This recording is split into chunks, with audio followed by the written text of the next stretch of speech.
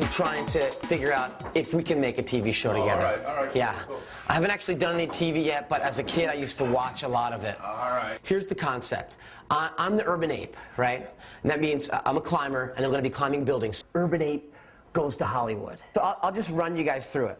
Okay, so we're in downtown LA. I'm kind of looking around, and I'm noticing that there's some video cameras, security guards. I see this sculpture. And I decide that I'm going to go and climb to the top of this thing.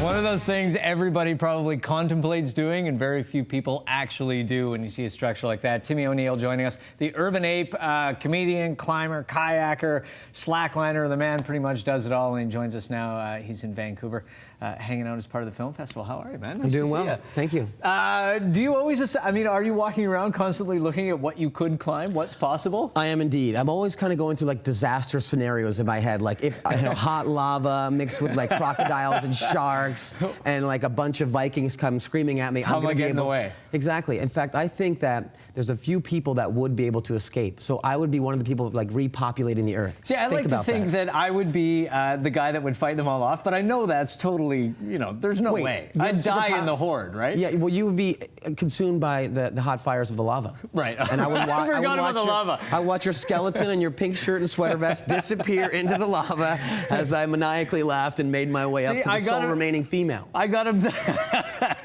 to continue the race. I got obsessed by the Viking horde. As soon as I heard that, that's all I was thinking about. Right. Fighting. You came into Calgary the other day, and you are a very rare man. I've never met anyone who actually, when coming into Canada, got strip searched. I know. Well, the dog took an interest in me. So I walked through customs, and the next thing I know, there's this dog that knows that I have a good aura and knows that I'm a dog person. And so they steer me around, and then the next thing I know, they're like, okay, you're a user. I'm like, wait, what am I use the internet? What are you guys talking about? And then next thing I know, I'm being handcuffed and then searched because they know these are deadly weapons right here. Look at me. I'm just such a sinister person. And then next thing I know, I'm in a room with two uniformed men, naked and handcuffed. And the odd thing was, is I'm not in Berlin, in a pleasure dungeon, which typically that's where that would take place. And yeah, that was it.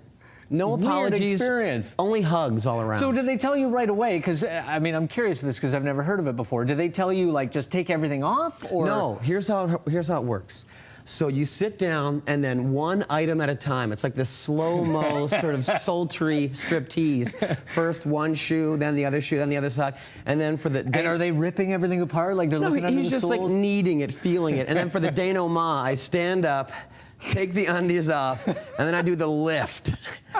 And I mean, who hides their drugs under there? Well, apparently somebody, right? It only takes one. And who wants to use those drugs after you remove them from that very special location? I don't. So, Timmy, I was telling you before, I've had this debate with someone about whether funny things happen to funny people or whether funny things happen to everyone, and people that don't have a sense of humor just, they never see it. They never realize that there's some irony or there's some They want to suppress it. I mean, if somebody gets strip searched, they're going to be in therapy for the next 10 years. Whereas I'm just telling the denizens of Vancouver, hi, I was naked in the Calgary airport and loved every minute of it. Because I'm moving on. You just got to get over it. I love it. You have to laugh at life. You've carved out such an interesting life for yourself. I mean, you're one of those people that really sort of, I guess it sounds bad, but follow your passion, right? Like, sure. I mean, how did you come into climbing, and how did you experience that whole thing? Was it something you did when you were young? When I was a little kid, I'm one of 7 children: Susan, Sean, Kimberly, Kevin, Timmy, Tommy, Billy. So you had to like fight through this mass of people just to get to the table. The Viking horde was right there. Absolutely, it's a theme throughout my entire life.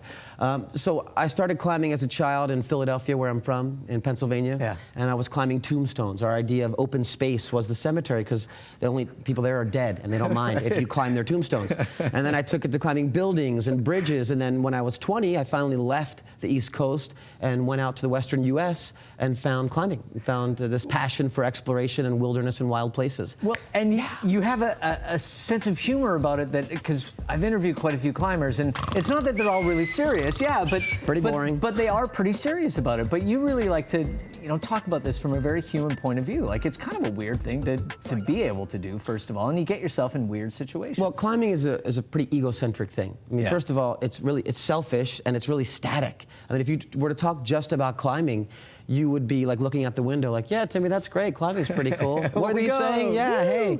So when I'm speaking about climbing, I want to try and bring it to themes that people can understand. So I talk about, being cold or being afraid, and it's from a stand-up comedy standpoint that I want to interact with my audience. And it's not just climbing. I mean, when you talk about all this stuff, people say climber, but there's slacklining, there's base jumping, there's all this stuff. So are you an adrenaline junkie, or is it just constantly pushing yourself to see what you're capable of? In fact, that's what they did find on my body at the Calgary airport was adrenaline. I had just like vestiges of adrenaline Especially over every... when you did the lift. There was a lot there. And when I did the lift, I had to use sound effects. It was just so absurd. I was like, woo! And then when I did this one, I was like, hey! It was odd. I just figured. I like the hydraulic. Yeah. But as far as climbing and making it more palatable for a general audience, that's what I've pretty much predicated my career on. So it's more like climbing meets entertainment. And then all the rest of it, the kayaking, the base jumping, the backcountry skiing, that's just me having fun. That's just me taking advantage of the single life that I have to live right now. Yeah, your fun is a little haywire for me, man. Some of it's all right, but sure. Let's talk about Paradox as well. This is a great organization you started. Tell people about that first of all. Paradox Sports, we started that in 2007, myself and a guy named DJ Skelton, who's a wounded warrior from the Iraq War. He's a captain in the U.S. military. He lost the use of his right leg and part of his left arm, lost his left eye, and I met him through climbing. And he was working with the Wounded Warrior Project, and in particular climbing. So I met him in 2007, and he's a stellar individual, filled with a lot of charisma and a lot of good work happening. Well, and this is such a simple concept. I mean, people limit themselves to whatever they want to, but we're starting to see, I know Warren McDonald, who's Vancouver, I think you know as well, and you want to talk about people that just, they want to go out and they want to do stuff, period. That's sort of the end of the sentence. So do you just help them achieve these kind of things? I have a brother. There's technological, there's all this other stuff. My brother Sean is my older brother. He's paralyzed from the waist down. So about 20 years ago, he suffered an injury that left him without his legs. So part of me dealing with that and coming to terms with it was bringing him into my world of climbing. And then through that process, actually, I released him, like wanting to take over his paralysis or trying to cure him. In fact, what I realized that he is who he is right now. And that's the great lesson is through climbing, through skiing, through whitewater kayaking, working with these individuals who have had an injury, it's just about trying to be in the moment. So when you're rolling with that adaptive process and trying to figure out how you can utilize your body again in order to adapt it and to be there present, you forget about the rest of the stuff. Well, and you realize that, the limitations so often that we put on ourselves are put on ourselves. They're limitations that we choose to pick for ourselves. Well, and essentially the more you could own your life, meaning the more that you could say, I want to do these things, and I'm going to be responsible for the success or failure of them, then the more that you're able to basically accomplish, I believe. What do you have written on your hand, man? Oh, these were notes from I just did a show in Calgary.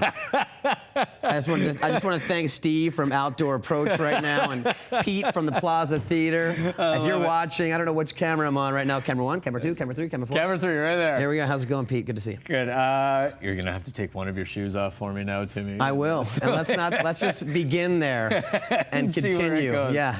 Thank you, man. It was a real pleasure to meet you.